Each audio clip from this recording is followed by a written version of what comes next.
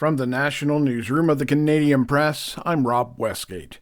Israel's Prime Minister is expressing sorrow over the deaths of 6 hostages, saying the killings prove that Hamas does not want a ceasefire deal.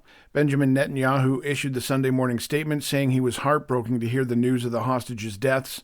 He then accused Hamas of killing them in cold blood and said Israel would hold the group accountable. While Netanyahu accuses the militant group of scuttling ongoing ceasefire efforts, critics in Israel are accusing him of dragging his feet when it comes to getting those negotiations across the finish line. Meantime, the Kremlin is updating its assessment of a massive overnight Ukrainian drone attack. Officials now say that more than 150 drones were sent into Russian territory, with domestic air defense units reporting that they shot down at least 158. It's just the latest attack by Ukraine since Kyiv stepped up aerial assaults on Russian soil, targeting refineries and oil terminals to slow down Moscow's assault. Some of the drones got as deep as northwest and northeast of the Russian capital. Prime Minister Justin Trudeau has announced 2 new Senate appointments for Alberta. Trudeau is congratulating corporate lawyer Daryl Fridhandler and Christopher Wells, a professor who advocates for the 2S LGBTQI+ community, on their appointment as Parliament's newest independent senators. Fridhandler has over 40 years of legal experience, while Wells has been a vocal critic of Alberta's planned legislation on pronouns in schools. Trudeau says Governor General Mary Simon named the 2 to fill vacancies in the Senate, recommended by an advisory board which ensures senators are independent. Naira Ahmed, The Canadian Press. A convicted murderer is back behind bars this morning following a brief window of freedom. Officials with Correctional Service Canada says Tamusi Angiu was noticed missing during a Friday night roll call.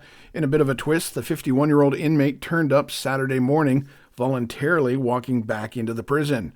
The facility's acting warden noted that there was no resistance. A probe of how it all happened is underway, but officials are keeping mum on how the inmate escaped and where he had gone while missing. And finally, social media's influence is leading young girls to use anti-aging products with concerning results. Dermatologists are warning that this trend is harming both their skin and their mental health. Dermatologists are seeing a surge in young girls with skin issues due to using anti-aging products promoted online. This as influencers tap into young people's increased anxiety about body image by promoting elaborate skincare routines. Girls as young as 8 are suffering from rashes and chemical burns from products not intended for children's sensitive skin. Experts recommend preteens stick to a simple skincare routine with just a gentle cleanser, moisturizer, and sunscreen. Dave Packer, ABC News. This is the Canadian Press. In sports, the BC Lions blitzed the Ottawa Redblacks 38-12. Victoria-born quarterback Nathan Rourke connected on 21 of 30 passes for a total of 325 yards and 3 touchdowns. He also rushed for a major as the Lions snapped a 5-game losing skid. Shocking news out of the NFL. Authorities say 49ers wide receiver Ricky Pearsall was shot in the chest during an attempted robbery in central San Francisco. Team officials say he is in serious but stable condition. Toronto hit 3 2-run homers, including 2 in a 7-run first inning as the Blue Jays routed the Minnesota Twins 15-0 Saturday.